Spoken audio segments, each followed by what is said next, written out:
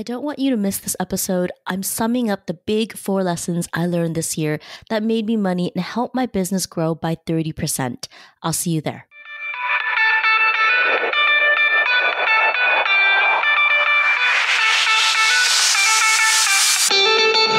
Welcome to the Small But Mighty Agency podcast. If you're a creative consultant or agency owner who wants to know what the roller coaster ride really looks like to grow your business from one to many, you're in the right place. My guest and I pull back the curtains on the realities of growing and running agencies of different sizes and what it takes to build a team. And if you're anything like me, you want more than the highlight reel. You want to learn from the mistakes of others so that you can stop short of making the same mistakes. I'm your host, Audrey Joy Kwan. I spend my days as a coach and consultant to multiple 6- and 7-figure agency owners. For the last 7 years, I've been behind the scenes helping people grow, lead, and operate small but mighty agencies. Here at the Small But Mighty Agency podcast, we'll uncover what works and, equally as important, what didn't work to get these business owners to where they are today. Hi friends, it's hard to believe we're just a few days from the new year. It's a white winter here. I'm looking out the window and we have a giant pile of snow outside. The last quarter of this year has been a great way to end my year. Winter is a favorite season in my business because I get to look back, see what worked, get honest about what didn't work, and make plans. I usually get all this done in November and give myself some space in December to think about the big lessons I want to take into the new year. Well, I shared the 4 lessons that made me money with my friends on my email list, and it was well received. So I wanted to share the learnings with you and close out 2022 together. So let's get right into it. Every year, I make it a point to get out of my comfort zone, but no matter how often I try something new, there's always a little bit of fear attached to it. Can you relate? This year, my first lesson was an important reminder to welcome the fear of doing something new, but keep it simple. The key word is to keep it simple.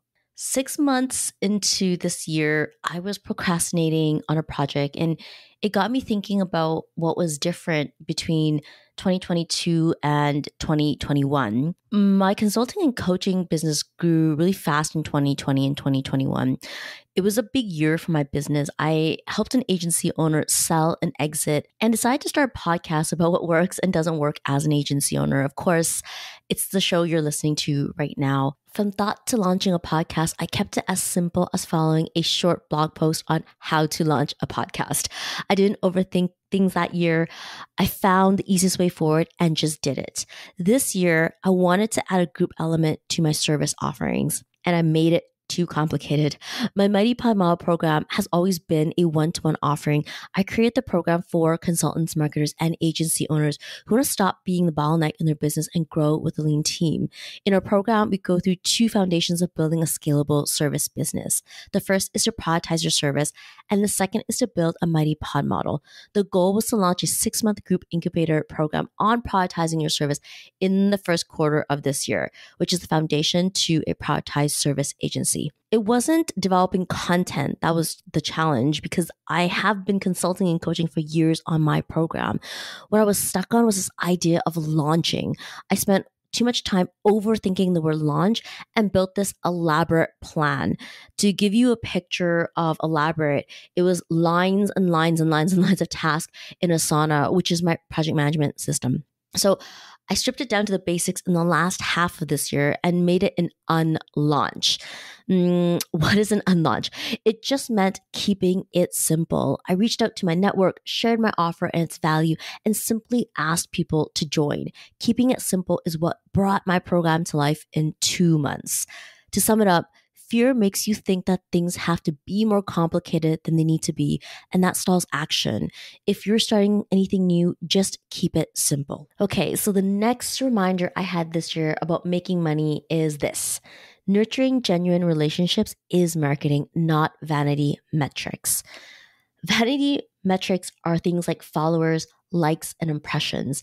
Sure, if you're building a brand, you don't want to ignore the metrics, and building a brand is important, but nothing beats having real life relationships with clients and colleagues and straight up caring. Yep, real life relationships with clients and colleagues and straight up caring helped me create a sustainable business and gain consistent referrals.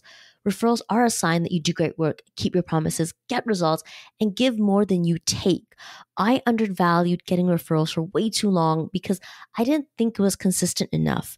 This year, I can track my growth to consistent referrals. And real talk, getting referrals counts more than the number of followers on anyone's social media account. And as we roll into 2023, the trend points towards buying decisions taking longer because people are more careful with spending.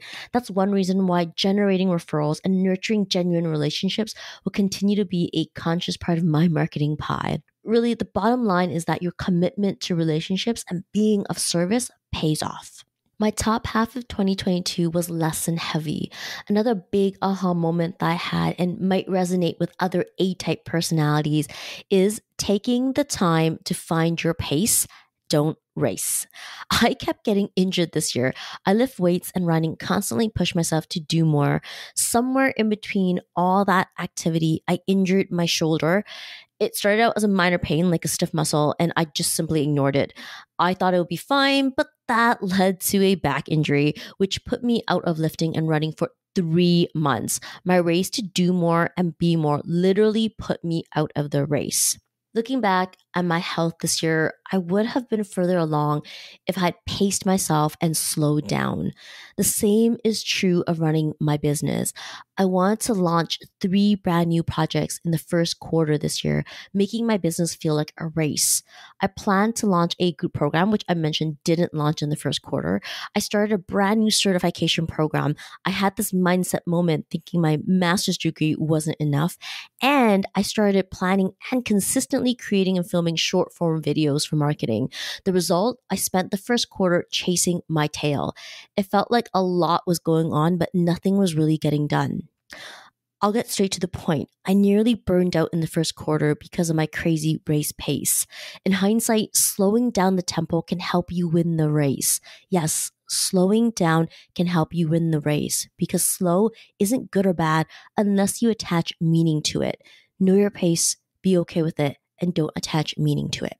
And last but not least, I'm reminded that you can achieve all the goals and still have mindset snafus. What's a snafu? Well, my definition is the mean girl voice in my brain telling me the last 9 years in my business was a fluke.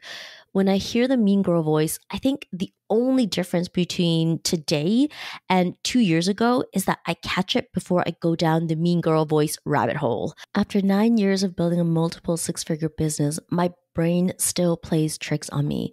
There are days when the mindset stuff creeps in, and that's when I turn to my wall of love notes.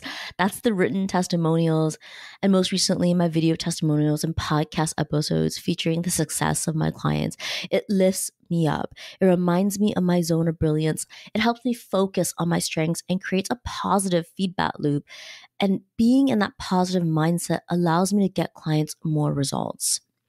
At every new level, there is a brand new devil. The way through the new level is differentiate between the true voice and the mean girl voice. Lean into the truth and tell the devil to get behind the truth.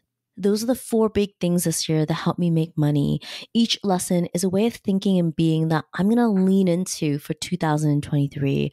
This year, I took new risks, tried new things, and stretched my comfort zone, and I know I'm better because of it.